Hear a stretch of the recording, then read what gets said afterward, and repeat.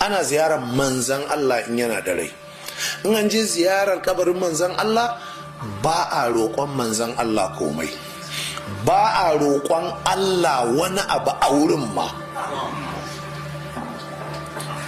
Idan ka je ka ziyarci kabarin manzan Allah gashi nan, misali ka taho gashi nan sai ka tsaya assalamu alaika ya rasulallah, ka yi wa manzan Allah sallama, ka yi mishi salati, to ka gama.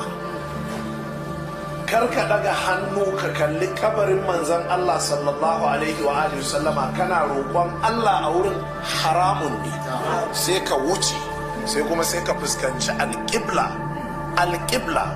sai ka roƙi Allah. Ba wai addu'ar da kake ba ta da alaƙa da wannan ziyarar.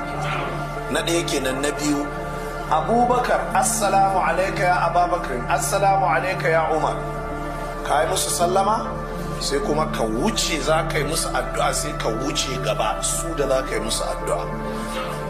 Kai kana da bukata Allah ya baka mata, Allah ya baka gida, Allah ya baka jani, Allah ya baka kaza, ba za ka roƙi Allah a wurin waɗannan kaburbukan ba, sai ka wuce gaba a masallacin, sai ka fuskanci alƙibla. Ku karanta yana nan cikin littafin Qa'idatun Jalila fit tawassuli wal wasila.